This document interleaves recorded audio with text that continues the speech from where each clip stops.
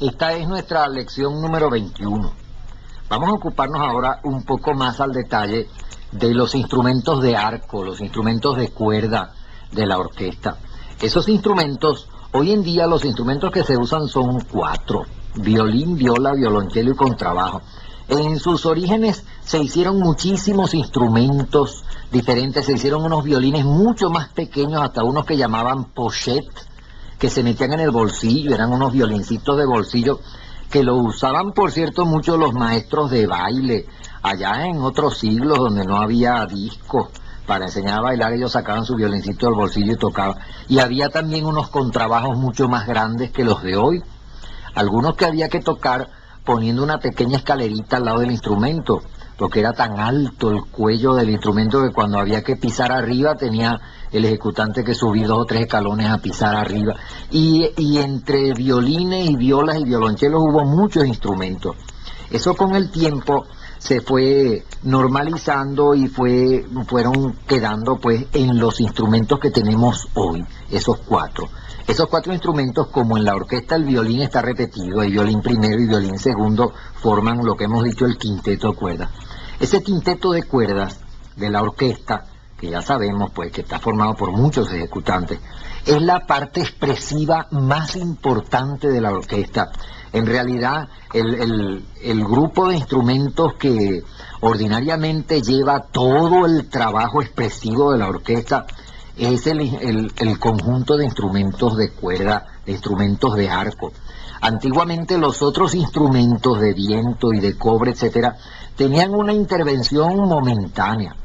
Con el progreso de la instrumentación en la música más moderna, los otros instrumentos van teniendo a través de los años cada vez más que hacer y más cosas que decir, pero de todas maneras siempre el núcleo de la orquesta, el corazón de la orquesta son las cuerdas. De esos instrumentos, el violín es el instrumento más lírico, el que expresa ordinariamente la parte emocional, la parte apasionada pues de la música. Es el instrumento más sentimental, digamos, de todos los de la orquesta, de una manera general. Además, el timbre del violín, lo mismo que el de todos esos instrumentos de cuerda, es un timbre que nosotros, por decirlo así, lo soportamos mejor. Nosotros podemos estar una noche entera oyendo un concierto nada más que de violín y piano, por ejemplo. Pero en cambio, sería muy difícil que nosotros oyéramos toda una noche un concierto de oboe, por ejemplo. Se nos cansa el oído del timbre del oboe, ¿no? Lo mismo que digo oboe, digo cualquier cosa. No podemos estar toda la noche sentados oyendo un concierto de trompeta y piano, ¿no? En cambio el violín sí es un instrumento pues cuyo timbre es más cónsono pues con nuestra sensibilidad, digamos. Es pues el instrumento más importante. Todos los instrumentos de cuerda tienen lo que se llama la sordina. La sordina es como una pequeña peineta muy pequeña que se le encaja en el puentecito ese donde están, por donde pasan las cuerdas, y hace entonces el sonido un poco muerto, un poco adormecido. Esa es la sordina, y empobrece el sonido. Es también un sonido de menor volumen. Muchas veces cuando la orquesta está sonando así medio velada, medio fúnebre, es porque los instrumentos de cuerda están todos con su sordina. El instrumento de cuerda tiene además otra manera de tocarse, además de la corriente esa con el arco, que es lo que se llama pizzicato. Pizzicato es una palabra italiana que significa pellizcado. Es cuando las cuerdas del instrumento, en vez de sonarse con el arco, se les suena con el dedo, como se toca una guitarra, ¿no? Naturalmente el violín suena muy distinto a la guitarra porque el puente no lo deja sonar de la misma manera que la guitarra. Y suena, el sonido es muy característico, es el sonido pizzicato que llaman, ¿no? A veces toda la cuerda está sonando en pizzicato y tiene un efecto muy especial, un efecto un poco más lleno de vivacidad, medio humorístico, medio juguetón, digamos, ¿no? El instrumento más agudo de estos de arco, desde luego, es el violín. Tiene una extensión sumamente grande, tiene sus 4 cuerdas, etcétera. Bueno, nosotros vamos a oír un ejemplo de violín. Este ejemplo que vamos a oír tiene un poco suena pues unas frases allí, y al final tiene un ejemplo de cómo suenan los pizzicatos. Para hacernos una idea, todos los demás instrumentos tienen también el pizzicato como el violín. Lo que vamos a oír ahora es el violín.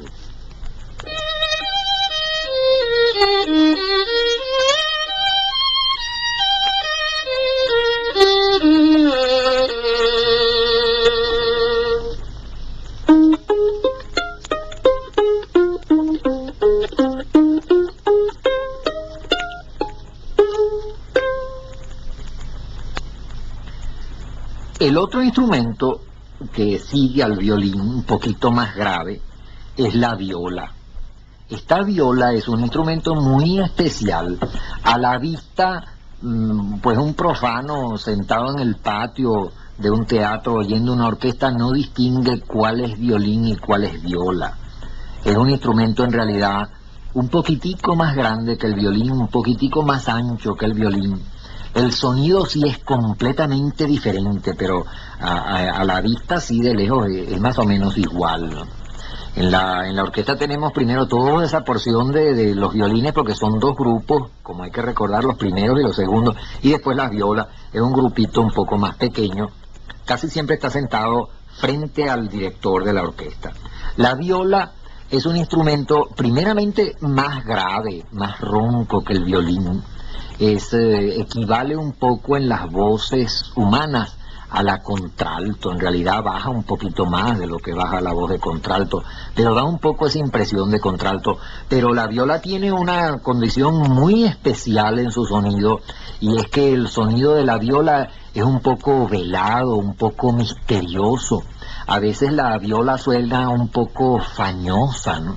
Es un sonido que algunas veces puede llegar a ser muy lúgubre, muy sombrío, ¿no? Muy distinto al violín. El violín tiene ese timbre un poco más tonante, más franco, digamos, de mayor nobleza. La viola es un sonido así, más lúgubre, más velado. Cuando la viola además se toca con sordina, entonces el carácter ese lúgubre de la viola es tremendo, ¿no? Un instrumento un poco parecido a la viola entre los instrumentos de viento es el corno inglés. Y allí tiene, en el Romeo y Julieta de Tchaikovsky, por ejemplo, hay un trozo que es una melodía bellísima de esa pieza, que está tocado al mismo tiempo por la viola y el corno inglés. Aquello es de un efecto sumamente patético. Vamos a oír un ejemplo de la viola, y ustedes observarán ahí ese carácter sombrío, melancólico que tiene el instrumento. Ahora vamos a oír la viola.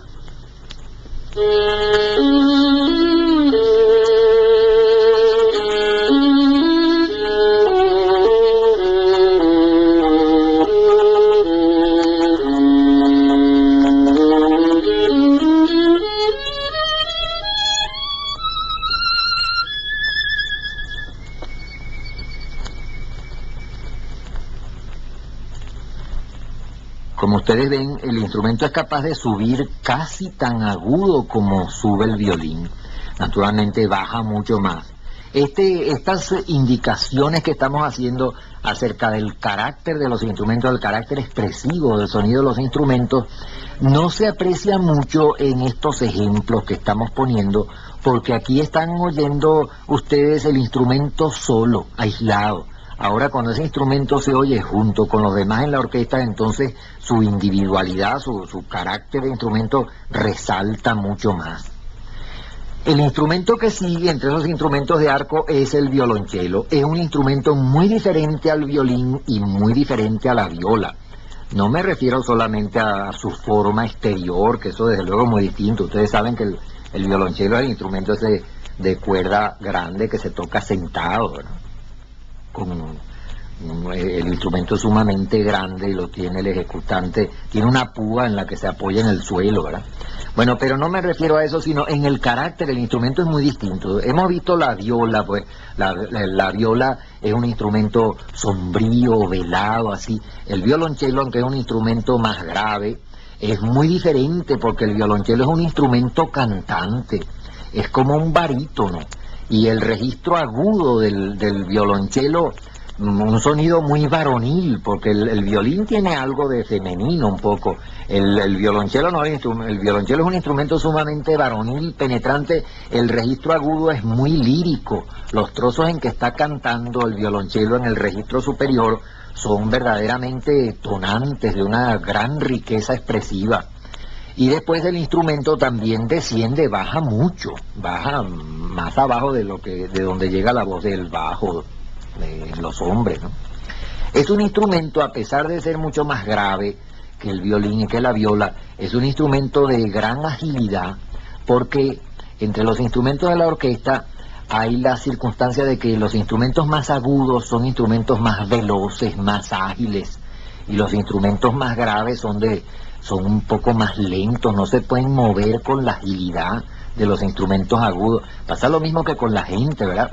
Un hombrezote grandote, muy pesado, no puede tener la agilidad de un hombrecito delgadito, pequeño, a veces corre mucho más, ¿no? Eso mismo pasa con los instrumentos. Ahora, el violonchelo, a pesar de ser un instrumento relativamente grave, tiene bastante agilidad. Un violonchelo puede tocar pasajes tan rápidos como un violín si el ejecutante es bueno, ¿no? Es uno de los instrumentos fundamentales de la orquesta, un instrumento cantante de primera clase. Ahora vamos a oír el violonchelo.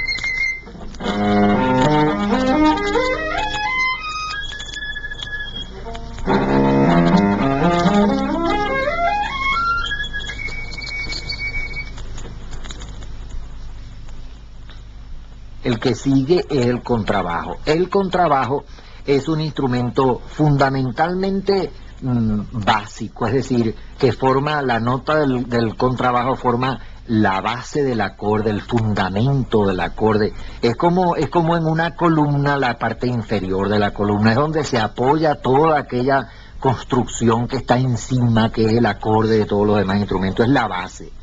Es el instrumento más grave de todos estos instrumentos de cuerdas, y el instrumento más grave de toda la orquesta, a excepción del contrafagote. Tiene un sonido medio fañoso, medio blando. La gente llama eso, los músicos llaman eso sonido pastoso.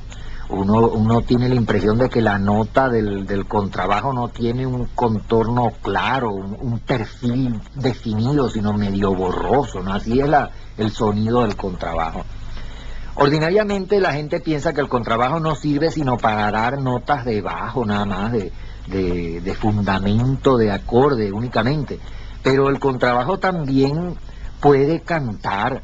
Hay partes de piezas de orquesta donde el contrabajo tiene trabajo importantísimo.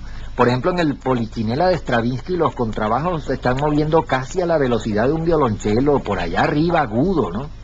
Y hay gente que se sorprende cuando oye tocando un contrabajo por un buen contrabajista de orquesta en el registro sobreagudo del instrumento, aunque suena ya muy parecido a un violonchelo. Pero desde luego lo más característico del instrumento son sus sonidos graves, sus sonidos fundamentales, ¿no? En el ejemplo de violonchelo, de contrabajo que vamos a oír nosotros ahora, vamos a oír ambas cosas. Vamos a oír las notas roncas, esas graves del contrabajo, que son las más frecuentes, y también nuestro ejecutante que nos va a hacer oír el instrumento va a tocar también en el registro agudo, para que ustedes vean cómo el registro agudo del contrabajo se puede llegar hasta confundir a veces con el violonchelo. Ahora vamos a oír el contrabajo.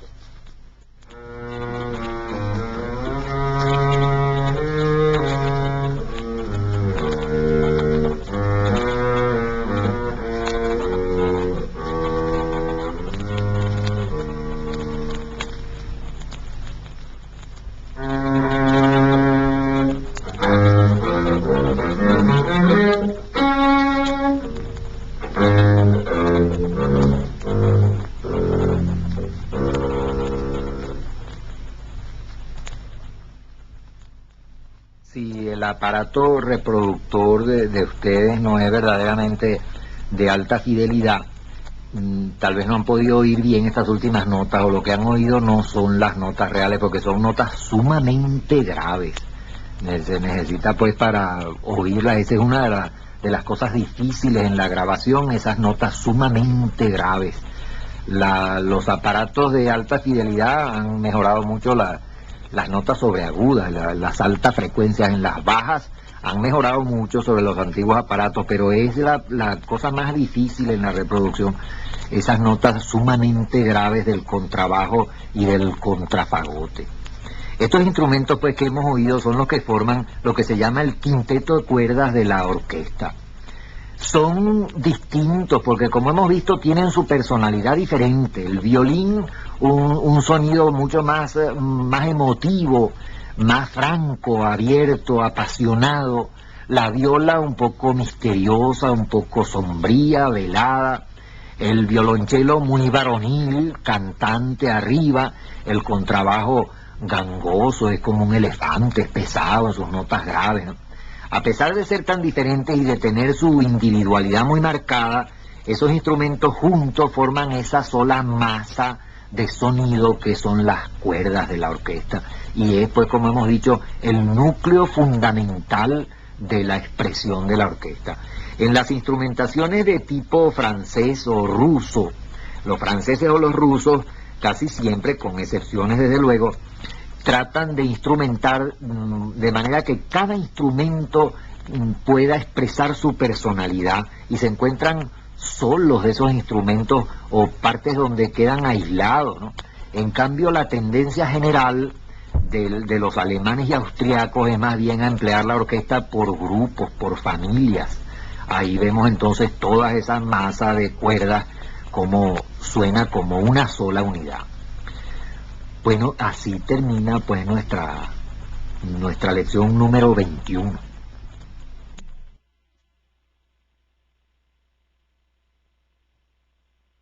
Esta es nuestra lección número 22. Ahora vamos a ocuparnos de los instrumentos de viento o de madera, que de las dos maneras se llaman. Estos instrumentos, como ya hemos visto, se dividen en tres grupos. Primero, el grupo de las flautas. Se componen pues de la flauta grande y del flautín. Las flautas son instrumentos de una expresión muy característica. La flauta, por regla general, no se presta para la expresión de cosas tristes, ni patéticas, ni muy dramáticas, sino más bien para cosas pastoriles. Por supuesto, esto tiene también sus excepciones, porque, por ejemplo, hay un trozo muy conocido de Gluck, donde se describe el baile de las almas en los campos elíseos, donde hay un trozo de flauta y un solo de flauta que es sumamente patético, medio espectral ahí. Pero por regla general es un instrumento más cristalino, más apropiado para las cosas pastoriles. Se compone pues de la flauta pequeña, que se llama flautín, y de la flauta grande, que se llama también flauta simplemente. Ahora vamos a oír el flautín.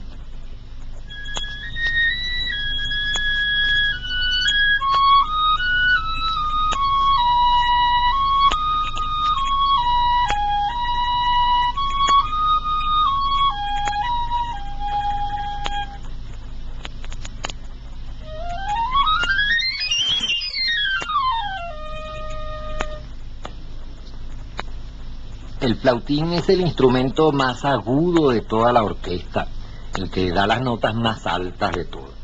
La flauta, que la que viene luego, tiene en el registro grave, tiene un carácter un poquito distinto al carácter del registro superior. En las notas más agudas es más cristalina, en las notas más graves es un poco más redondo el sonido, más oscuro, ¿no? La flauta tiene algunos solos muy interesantes. Por ejemplo, el comienzo de la siesta del fauno de Debussy es un solo de flauta. Ahora vamos a oír la flauta, la flauta grande.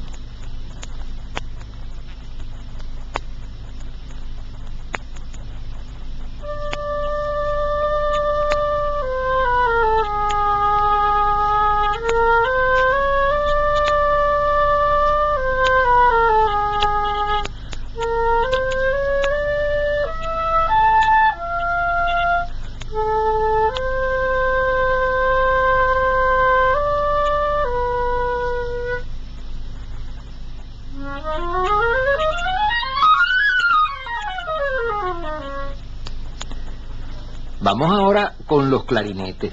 La familia de los clarinetes en la orquesta está representada nada más que por dos clases de instrumentos, el clarinete y el clarinete bajo. De clarinete solo hay unos tantos tipos. Hay, por ejemplo, un clarinete que se llama el clarinete en mi bemol, que se llama a veces también requinto, que se usa muy rara vez en la orquesta, pero a veces sale. Es un clarinete un poquito más chillón. Ese se puede oír en la danza aquella de las brujas, de la Sinfonía Fantástica. Ahí suena ese clarinete, da una impresión un poco macabra, sobrenatural, allí chillona, como de las brujas volando en su escoba por allá.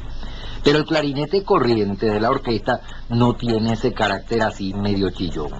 Tenemos el clarinete y el clarinete bajo, que son los dos instrumentos que vamos a escuchar. Ahora vamos a oír el clarinete.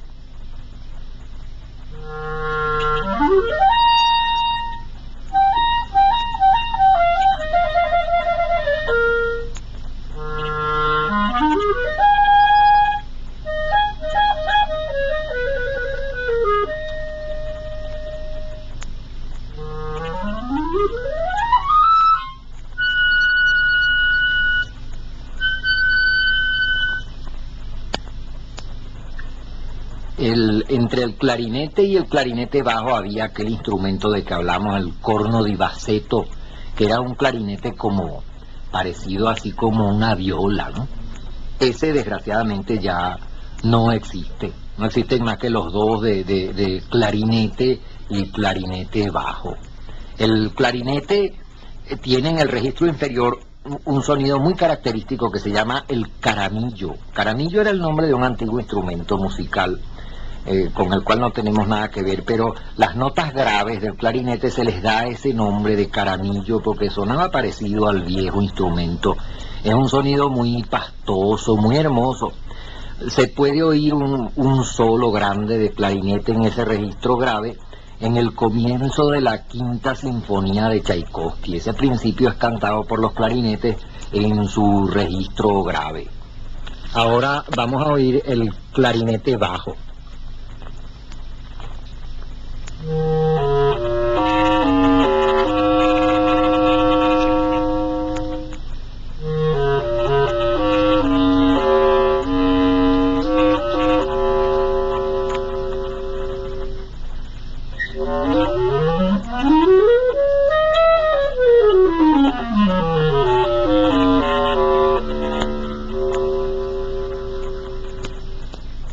Los clarinetes son instrumentos sumamente expresivos en la orquesta y se usan mucho. El clarinete puede dar diferentes tipos de expresión y pueden ser a veces hasta muy apasionados, muy entusiastas a veces, sobre todo en el registro agudo, a veces pueden dar hasta impresiones bastante alegres, ¿no? Tiene un sonido muy noble en su parte central y en la grave, como hemos visto, es la que se llama caramillo, ¿no? Los clarinetes, que la orquesta tiene varios, tiene 2 o 3 clarinetes más el clarinete bajo. Los clarinetes cuando están dando un acorde juntos son muy característicos y los clarinetes se funden muy bien con las flautas. Hay acordes de clarinetes y flautas, todos los de la orquesta forman una sonoridad muy agradable, muy característica. Cuando en vez de flautas y clarinetes tenemos flautas y oboes, como los vamos a oír después, ya el carácter varía bastante. Y los clarinetes y los oboes, todos esos instrumentos de madera, se funden muy bien los timbres unos con otros, de manera que allí tiene el compositor un campo muy grande donde hacer combinaciones de timbres que suenan con un carácter muy especial. Eso es en lo que consiste en gran parte el genio del buen compositor para la orquesta. Son pues grupos distintos, las flautas un grupo que tiene un carácter, los clarinetes otro grupo que tiene otro carácter, que pueden mezclarse desde luego y se mezclan con mucha frecuencia. El tercer grupo de los instrumentos de viento es el grupo de las dobles cañas. Ese es el único grupo de los instrumentos de viento que está completo, es decir, que tiene todos los instrumentos como en las cuerdas, hay desde los violines hasta allá abajo hasta los contrabajos. Esa familia de las dobles cañas es la única que es completa, con el oboe, el corno inglés, el fagote y el contrabajo. El oboe como el violín, el corno inglés como la viola, el fagote como el violonchelo y el contrafagote como el contrabajo. Vamos a oír cómo suenan los instrumentos de esa familia. Ahora vamos a oír el oboe.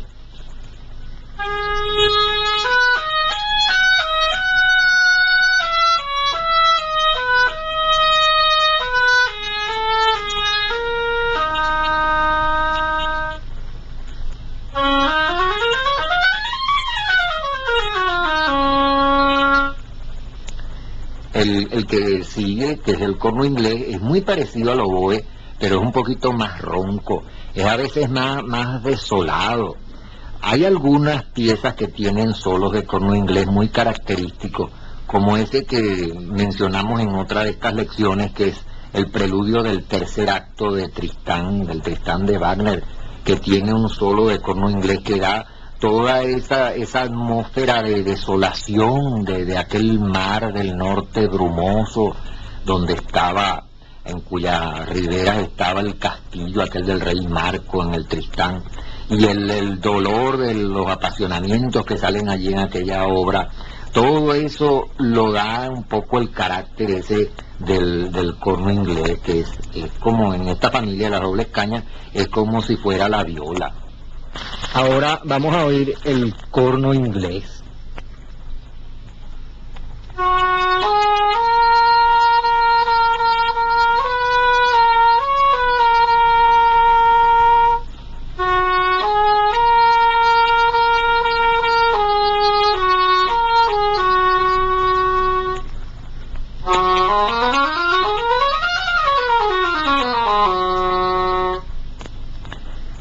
El instrumento que sigue en la familia de las dobles cañas, que es el fagote, ese es un instrumento muy importante. Como hemos dicho, es un instrumento que corresponde más o menos al violonchelo, es decir, las notas que da son más o menos como las del violonchelo, notas más graves que las del violín.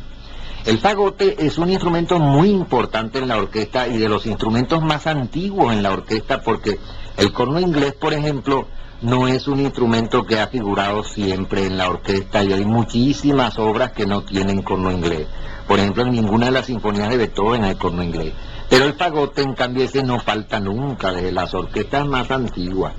Es muy curioso y muy interesante que, siendo el fagote un instrumento un poco grave, tiene una gran agilidad, porque como dijimos, los instrumentos mientras más graves tienen menos agilidad. Son instrumentos más pesados para moverse.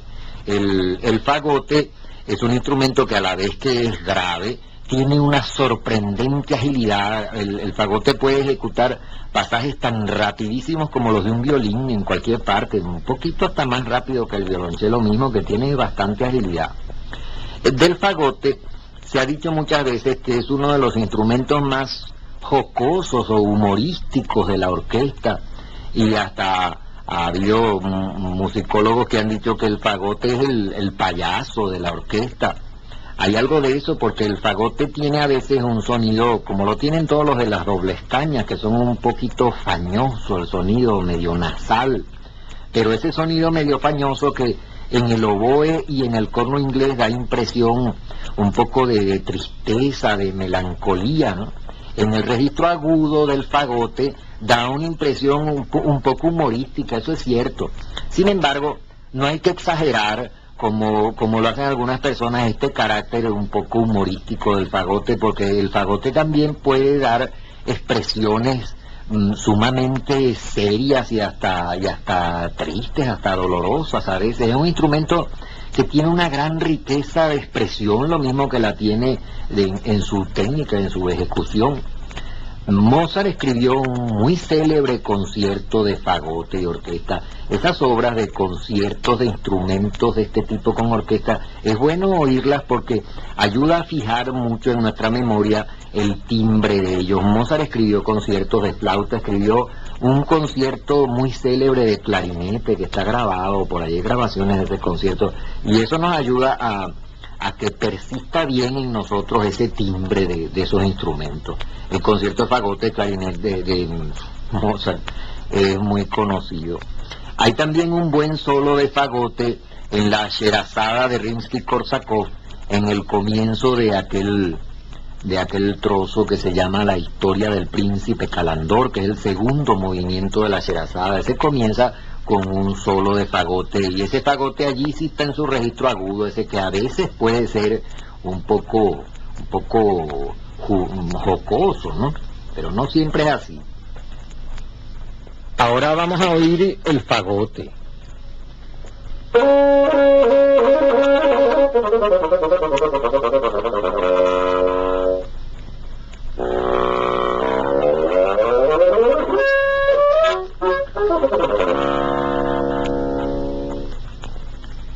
Después del fagote tenemos más grave el contrafagote. Este instrumento, el contrafagote, es sumamente grave, ronco el sonido. Ese equivale al contrabajo, pero el contrafagote baja más, da algunas notas más abajo que el mismo contrabajo.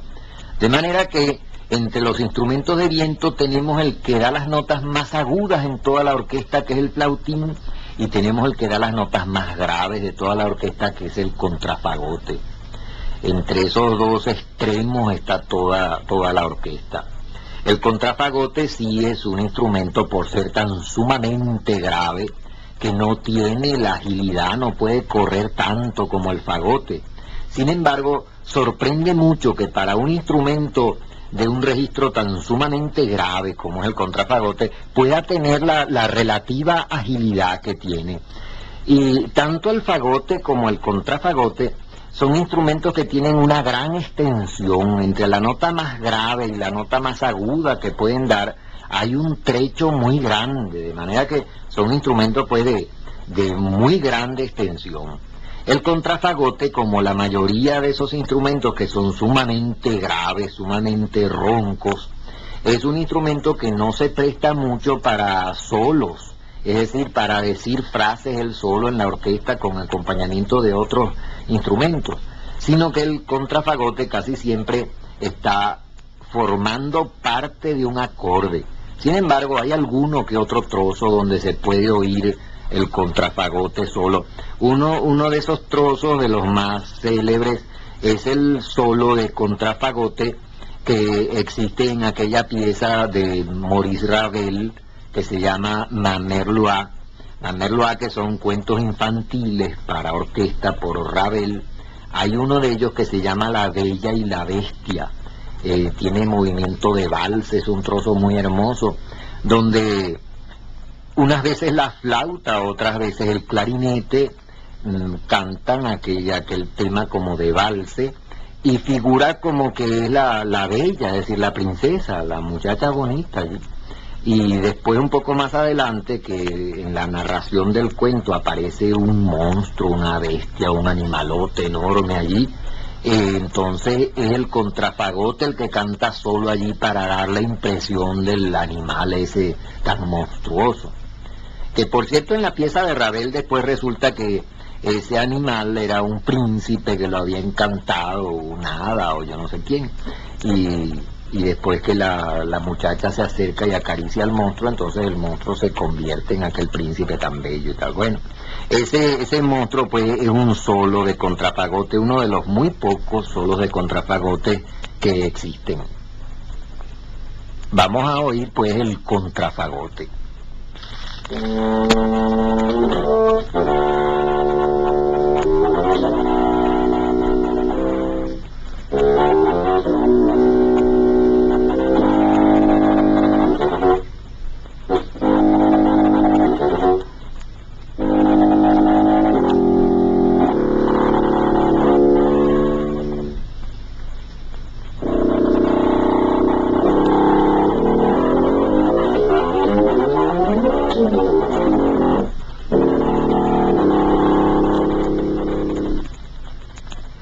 Esos son todos los instrumentos, estos que llaman de viento. Esos instrumentos en realidad no hay una manera exacta de llamarlos, porque uno los llama instrumentos de viento. Uno dice, muy bien, pero un órgano es un instrumento de viento también, y una trompeta también, y las trompetas no pertenecen a esa familia. Entonces, había personas que opinaban porque debían llamarse instrumentos de madera, porque en realidad antes se fabricaban todos de madera. Pero ya no, ahora se fabrican de metal, las flautas son todas de metal, hay clarinetes y oboes por allí que ya se están empezando a hacer de aluminio y otros metales. el fagote, el contrafagote, el oboe y el corno inglés sí lo hacen todavía hoy de madera exclusivamente. Así es que el nombre de instrumentos de madera ya no les cuadra mucho, el de viento tampoco, no hay cómo llamarlo, pues otros dijeron vamos a llamarlos entonces instrumentos de viento madera, lo cual tampoco es exacto. Pero no hay más manera de llamarlo sino así que nosotros lo llamaremos instrumentos de viento, instrumentos de madera, como nos parezca. Ya sabemos a qué nos referimos. La otra familia de instrumentos de viento, las trompas y las trompetas y los trombones, etcétera, nadie llama a esos instrumentos instrumentos de viento. Esos se llaman instrumentos de cobre. Así es que cuando decimos instrumentos de viento, ya sabemos que nos referimos exclusivamente a estos que acabamos de oír, subdivididos en esos tres grupos: las flautas, los clarinetes y las dobles cañas. Y esa subdivisión es debida al carácter expresivo que tienen, que es distinto en los tres. Los clarinetes pueden ser un poco más alegres, un poco más líricos, las flautas un poco más pastoriles, las dobles cañas un poco más patéticas. En la orquesta el instrumento cantante más importante después del violín es el oboe, y se le oye con mucha frecuencia. Estos instrumentos no figuran todos en la orquesta desde el principio que se formó la orquesta, se fueron agregando poco a poco. El contrafagote, por ejemplo, es un instrumento de los más recientes de toda esta familia. Y así pues terminamos nuestra reseña de estos instrumentos de viento, y con ello terminamos también nuestra lección número 22.